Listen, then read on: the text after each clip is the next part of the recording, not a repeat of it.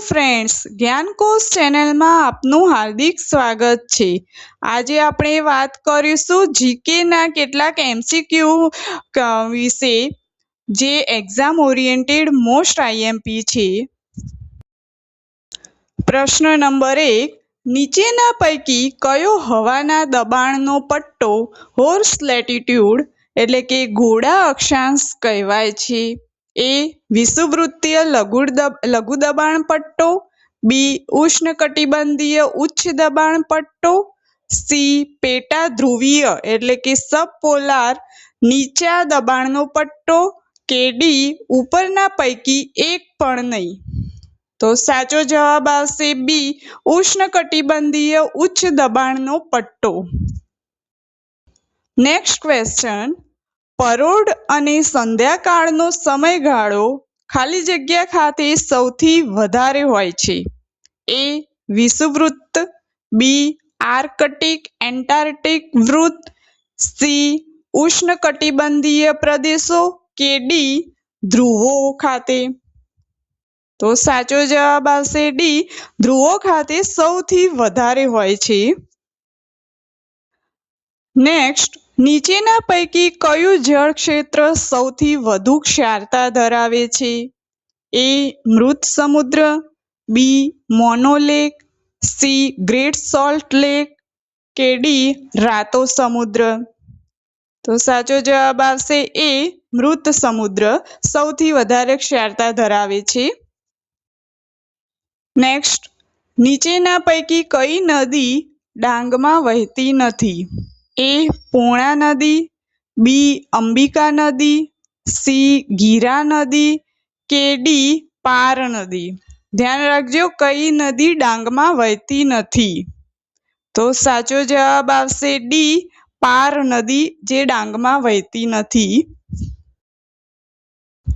મહાસાગરોના ક્ષારતાની સૂચક પદ્ધતિ કઈ છે? એ દર શતકના ભાગ, બી દર ગ્રામના ભાગ, સી દર ઘન મીટરના ભાગ કે ડી દર હજારના ભાગ? તો સાચો જવાબ આવશે ડી દર હજારના ભાગ। ભારતમાં વાઘની વસ્તી ગણતરી કોણ કરે છે? એ પર્યાવરણ, વન અને હવામાન પરિવર્તન મંત્રાલય, બી રાષ્ટ્રીય વાઘ સંરક્ષણ સત્તાધિકાર, સી રાજ્ય સરકાર કે D world wide fund for nature India? તો સાચો જવાબ આવશે રાષ્ટ્રીય વાઘ સંરક્ષણ સત્તાધિકાર વાઘની વસ્તી ગણતરી કરે છે। નેક્સ્ટ વાત કરીશું, વિશ્વનો સૌથી લાંબો બહુસ્તરીય બહુહેતુક સિંચાઈ પ્રોજેક્ટ કાલેશ્વરમ કઈ નદીઓના સંગમ બિંદુએથી શરૂ થાય છે? એ ગોદાવરી અને પ્રણાહિતા, બી ગોદાવરી અને વર્ધા, સી ગોદાવરી અને પેનગંગા કે ડી ગોદાવરી અને વૈનગંગા? તો સાચો જવાબ આવશે એ ગોદાવરી અને પ્રણાહિતા નદીઓના સંગમ બિંદુએથી કાલેશ્વરમ પ્રોજેક્ટ શરૂ થાય છે। કાલેશ્વરમ પ્રોજેક્ટ વિશે વાત કરીશું તો આ પ્રોજેક્ટ તેલંગાણા રાજ્યના જયશંકર ભૂપાલપલ્લી જિલ્લામાં મેડીગડ્ડા એટલે કે કાલેશ્વરમ ગામ નજીક આવેલો છે। તે વિશ્વનો સૌથી મોટો multi stage lift irrigation project છે।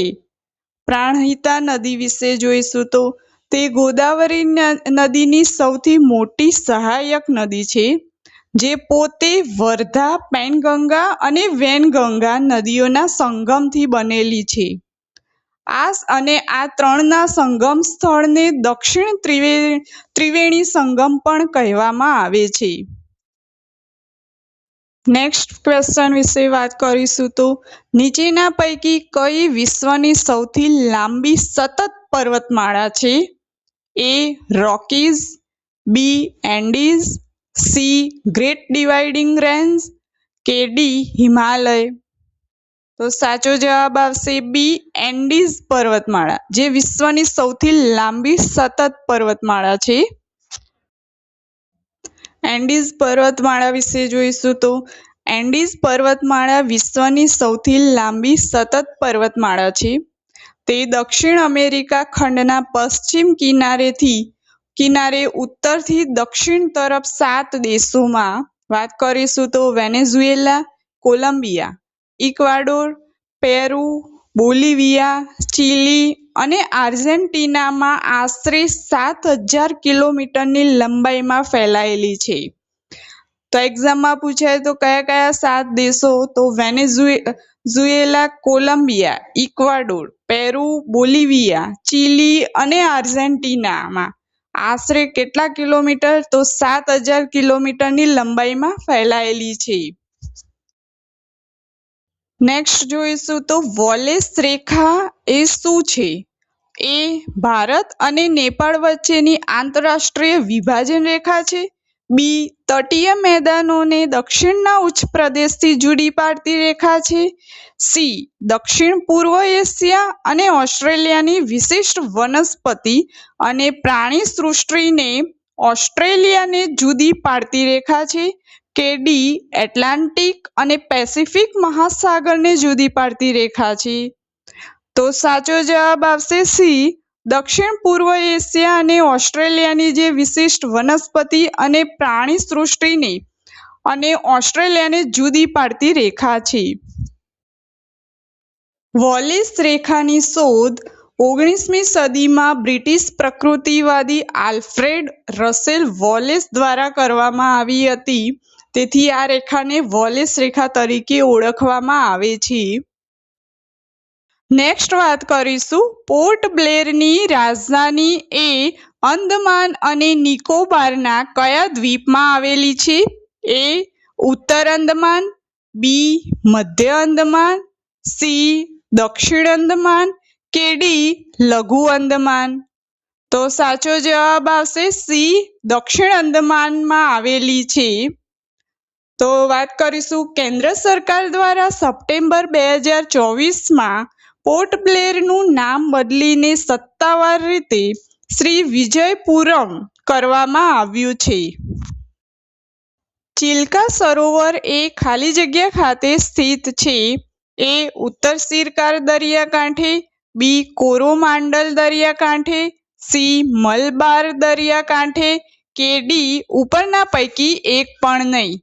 તો સાચો જવાબ આવશે એ ઉત્તર સિરકાર દરિયાકાંઠે સ્થિત છે. ચિલ્કા સરોવર એ ભારતનું સૌથી મોટું ખારા પાણીનું સરોવર છે જે ઓડિશા રાજ્યમાં આવેલું છે. નેક્સ્ટ ક્વેશ્ચન ભેજયુક્ત ઉષ્ણકટિબંધીય અને વિષુવવૃત્તીય ક્ષેત્રની જમીન ખાલી જગ્યા કહેવાય છે? એ ચેરનોઝેમ જમીન, બી ચેસ્ટનેટ જમીન, સી હોલોમોર્ફિક જમીન કે ડી લેટેરાઇટ જમીન? તો સાચો જવાબ આવશે ડી લેટેરાઇટ જમીન તરીકે ઓળખાય છે.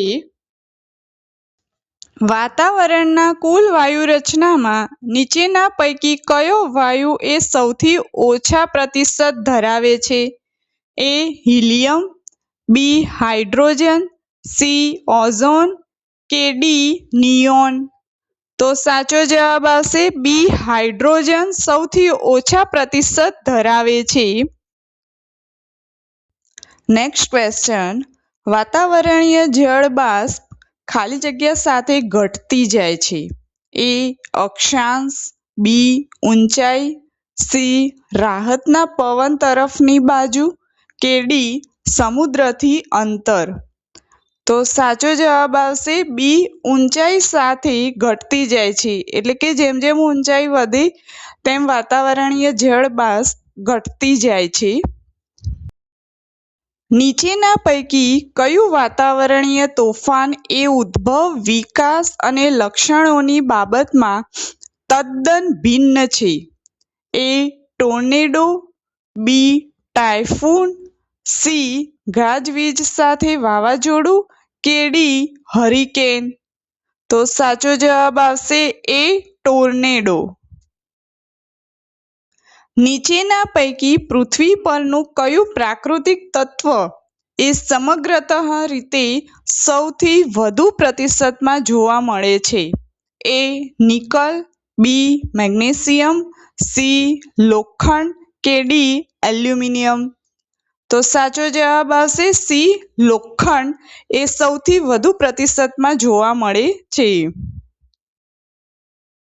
પ્રેરક ક્ષેત્ર ખાલી જગ્યા માટે પ્રખ્યાત છે. એ બાગાયત, બી ડેરી ઉદ્યોગ, સી વાણિજ્યક અનાજની ખેતી કે ડી કૃષિ વનીકરણ. તો સાચો જવાબ આવશે સી વાણિજ્યિક અનાજની ખેતી માટે પ્રખ્યાત છે. ભારતના કૃષિ આર્થિક ક્ષેત્રો ખાલી જગ્યા દ્વારા નિશ્ચિત કરવામાં આવે છે. એ કૃષિ મંત્રાલય ભારત, બી CSIR, સી ICAR કે ડી માટી અને જમીન વપરાશ સર્વેક્ષણ સંસ્થા દ્વારા. તો સાચો જવાબ આવશે ICAR. તો ફૂલ ફોર્મ છે Indian Council of Agricultural Research. Africa અંધારિયા ખંડ તરીકે ઓળખાય છે કારણ કે ફર્સ્ટ તેના અંતર્વર્તી પ્રદેશે તેના સંશોધનો માટે અવરોધો મુખ્ય છે. બીજું, ઉત્તરમાં સહારાનું રણ એ અંતર્વર્તી પ્રદેશ સુધી પહોંચવામાં પ્રચંડ અવરોધ છે. ત્રીજું, દરિયા કિનારા સુધી વિસ્તરેલા ઉચ્ચ પ્રદેશના કિનારાઓ અંદરના પ્રદેશોમાં જવામાં વિક્ષેપરૂપ છે. તો એ માત્ર 1 અને 2, બી 1, 2 અને 3 સાચા, સી માત્ર 2 અને 3 સાચા કે ડી માત્ર 1 અને 3 સાચા. તો સાચો જવાબ આવશે બી 1, 2 અને 3, મતલબ 3 એના માટે કારણરૂપ છે કે આફ્રિકા અંધારિયા ખંડ તરીકે ઓળખાય છે એના માટે 3 વિકલ્પ મતલબ 3 સાચા છે. નેક્સ્ટ ક્વેશ્ચન, વિશ્વમાં માછીમારી માટેના સૌથી મહત્વના સ્થળો ત્યાં જોવા મળે છે કે જે ક્ષેત્રોમાં ખાલી જગ્યા હોય છે. એ ગરમ અને ઠંડા વાતાવરણીય પ્રવાહો મળતા હોય, બી નદીઓ બહોળા પ્રમાણમાં તાજું પાણી દરિયામાં ઠાલવતી હોય, સી સમુદ્રના ગરમ અને ઠંડા પ્રવાહો મળતા હોય કે ડી ખંડીય છાજલી એ ઊંચી નીચી હોય. તો સાચો જવાબ આવશે સી સમુદ્રના ગરમ અને ઠંડા પ્રવાહો મળતા હોય ત્યાં માછીમારી માટેના સૌથી મહત્વના સ્થળો છે. નેક્સ્ટ ક્વેશ્ચન, ટૂંકા ગાળાની હવામાનની આગાહી માટે નીચેના પૈકી કઈ ઘટનાએ ભારતીય ઉપખંડ માટે નબળા વરસાદ સાથે સંકળાયેલી છે. એ લા નીના, બી જેટ સ્ટ્રીમની ગતિ, સી અલ નીનો કે ડી વૈશ્વિક તાપ વૃદ્ધિ. તો સાચો જવાબ આવશે સી અલ નીનો. નેક્સ્ટ આપણે વાત કરીશું લા નીના વિશે. તો લા નીના એટલે પ્રશાંત મહાસાગરની સપાટીનું પાણી સામાન્ય કરતાં વધારે ઠંડુ થવાની વૈશ્વિક આબોહવાકીય ઘટના. તેના કારણે ભારતમાં ખૂબ સારો અને સામાન્ય કરતાં વધુ વરસાદ પડે છે અને શિયાળામાં તીવ્ર ઠંડી અનુભવાય છે, જે ખેતી માટે આશીર્વાદરૂપ ગણાય છે. નેક્સ્ટ આપણે વાત કરીશું એલ નીનો વિશે. એલ નીનો એટલે પ્રશાંત મહાસાગરની સપાટીનું પાણી સામાન્ય કરતાં વધારે ગરમ થવાની વૈશ્વિક આબોહવાકીય ઘટના. સ્પેનિશ ભાષામાં તેનો અર્થ નાનું બાળક એટલે કે ધ લિટલ બોય થાય છે. તેના કારણે ભારતમાં ચોમાસું નબળું પડે છે અને ઓછો વરસાદ કે દુષ્કાળ જેવી સ્થિતિ સર્જાય છે. જેટ સ્ટ્રીમ એટલે વાતાવરણમાં ખૂબ ઊંચાઈએ 9 થી 14 કિલોમીટરની ઊંચાઈએ પશ્ચિમથી પૂર્વ દિશામાં નદીના વહેણની જેમ અત્યંત ઝડપથી ફૂંકાતા પવનોનો સાંકડો પટ્ટો. જેટ સ્ટ્રીમની ગતિ સામાન્ય રીતે 108 થી 320 કિલોમીટર પ્રતિ કલાક હોય છે, જે શિયાળામાં મહત્તમ 400 કિલોમીટર પ્રતિ કલાક કે તેથી વધુ ઝડપી બની શકે છે. નેક્સ્ટ વાત કરીશું વૈશ્વિક તાપ વૃદ્ધિ એટલે કે ગ્લોબલ વોર્મિંગ વિશે. ગ્લોબલ વોર્મિંગ એટલે ગ્રીનહાઉસ વાયુઓ વધવાને કારણે પૃથ્વીના સરેરાશ તાપમાનમાં થતો સતત અને ચિંતાજનક વધારો. તેના કારણે બરફ પીગળે છે, દરિયાની સપાટી વધે છે અને ઋતુચક્ર ખોરવાય છે. નેક્સ્ટ ક્વેશ્ચન, નીચેના પૈકી કયો ગ્રહ સૂર્યની આસપાસ પશ્ચિમથી પૂર્વ તરફ ભ્રમણ કરતો નથી? સૂર્યની આસપાસ પશ્ચિમથી પૂર્વ તરફ ભ્રમણ કરતો નથી. એ બુધ, બી મંગળ, સી ગુરુ કે ડી શુક્ર? તો સાચો જવાબ આવશે ડી શુક્ર. નેક્સ્ટ ક્વેશ્ચન, સૌથી વધુ ભારતીય ટાપુ ખાલી જગ્યામાં આવેલા છે? એ બંગાળની ખાડી, બી અરબી સમુદ્ર, સી મન્નારનો અખાત કે ડી સેંથિલ સમુદ્ર? તો સાચો જવાબ આવશે એ બંગાળની ખાડીમાં સૌથી વધુ ભારતીય ટાપુ આવેલા છે. નેક્સ્ટ ક્વેશ્ચન, ખાલી જગ્યામાંથી સૂર્યાસ્ત પછી પણ વાતાવરણ ગરમી પ્રાપ્ત કરે છે? એ પાર્થિવ કિરણપાત, બી અદ્રશ્ય સૌર્ય કિરણપાત, સી આંતરિક ઉષ્મા કે ડી પ્રકાશાનુપાત અસર? તો સાચો જવાબ આવશે એ પાર્થિવ કિરણપાત માંથી સૂર્યાસ્ત પછી પણ વાતાવરણ ગરમી પ્રાપ્ત કરે છે. નેક્સ્ટ ક્વેશ્ચન, નીચેના પૈકી કયા પ્રકારના જંગલોમાં સૌથી વધુ પ્રજાતિઓની વિવિધતા જોવા મળે છે? એ સમશીતોષ્ણ જંગલો, બી ઉષ્ણકટિબંધીય જંગલો, સી સમશીતોષ્ણ પાનખરના જંગલો કે ડી સમશીતોષ્ણ ઘાસના મેદાનો? તો સાચો જવાબ આવશે બી ઉષ્ણકટિબંધીય જંગલો. અંદમાન ટાપુની મોટાભાગની આદિવાસી જાતિ ખાલી જગ્યા વસે છે? એ એસ્ટ્રોલોઇડ વંશ, બી કોકેસોઇડ વંશ, સી મોંગોલોઇડ વંશ કે ડી નેગ્રીટો વંશ? તો સાચો જવાબ આવશે ડી નેગ્રીટો વંશ. સિંગાપોર ખાલી જગ્યા કટિબંધમાં આવેલું છે? એ વિષુવવૃત્તીય પર્જન્ય, બી ઉષ્ણકટિબંધીય ગ્રીષ્મ પર્જન્ય, સી પેટા ઉષ્ણકટિબંધીય શુષ્ક કે ડી ઉપરોક્ત પૈકીમાંથી કોઈ પણ નહીં? તો સાચો જવાબ આવશે એ વિષુવવૃત્તીય પર્જન્ય કટિબંધમાં આવેલું છે. નેક્સ્ટ વાત કરીશું, નીચે આપેલ વિધાનોમાંથી કયું વિધાન ખરું નથી? ધ્યાન રાખજો, કયું વિધાન ખરું નથી? એ દ્વીપકલ્પ ભારત એ ઓસ્ટ્રેલિયામાંથી છૂટો પડેલો ભાગ છે. બી આફ્રિકા અને લેટિન અમેરિકા ઘોડવાના પ્રદેશનો એક ભાગ છે. સી ઘોડવાના પ્રદેશનો લોપ સેનોઝોઇક યુગમાં શરૂ થયો હતો. ડી ઘોડવાના પ્રદેશનો લોપ મેસોઝોઇક યુગમાં શરૂ થયો હતો. તો સાચો જવાબ આવશે સી ઘોડવાના પ્રદેશનો લોપ સેનોઝોઇક યુગમાં શરૂ થયો હતો. એ વિધાન તદ્દન ખોટું છે. નેક્સ્ટ ક્વેશ્ચન, નીચે આપેલ વિધાનોમાંથી કયું વિધાન ખરું નથી? એ સિંધુ નદીનો ઉદ્ભવ તિબેટ ઉચ્ચપ્રદેશ ઉપર થાય છે? બી ઝેલમ નદીનો ઉદ્ભવ કાશ્મીર ઘાટીમાં થાય છે? સી રાશિ નદી હિમાચલ પ્રદેશના ચાંબા જિલ્લામાંથી ઉદ્ગમે છે કે ડી સતલજ રોહતંગ પાસમાંથી ઉદ્ભવે છે? તો સાચો જવાબ આવશે ડી સતલજ રોહતંગ પાસમાંથી ઉદ્ભવે છે. એ વિધાન ખોટું છે. તો સતલજ નદી એ રાક્ષસ તળાવ કે જે માનસરોવર નજીકથી ઉદ્ભવે છે. નેક્સ્ટ આપણે વાત કરીશું સતલજ નદી વિશે.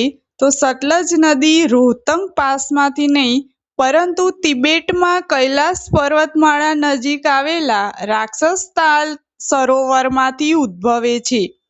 રોહતાંગ પાસ નજીકથી વ્યાસ અને રાવી નદીઓ ઉદ્ભવે છે. નેક્સ્ટ ક્વેશ્ચન, છોટા નાગપુરની સુવર્ણરેખા નદીની ખીણમાં મારવાડ પ્રણાલીના 16 ગ્રેનાઇટ ખડકો ખાલી જગ્યા ધરાવે છે. એ. કલાઈ એટલે કે ટીન, બી. મુખ્યત્વે તાંબુ અને યુરેનિયમના ભંડાર, સી. બોક્સાઇટ કે ડી. સોનાના ભંડાર. તો સાચો જવાબ આવશે બી. મુખ્યત્વે તાંબુ અને યુરેનિયમના ભંડાર ધરાવે છે. નેક્સ્ટ ક્વેશ્ચન વિશે વાત કરીશું તો નીચેના પૈકી કઈ નદીઓના ઉદ્ગમ સ્થાન ભારતની બહાર છે? એ. બ્રહ્મપુત્ર ગંગા સતલુજ, બી. બ્રહ્મપુત્ર કોસી લોહિત નદી, સી. બ્રહ્મપુત્ર સિંધુ યમુના નદી કે ડી. બ્રહ્મપુત્ર સરયુ અને લોહિત નદી. તો સાચો જવાબ આવશે બી. બ્રહ્મપુત્ર કોસી અને લોહિત નદીનું ઉદ્ગમ સ્થાન ભારતની બહાર છે.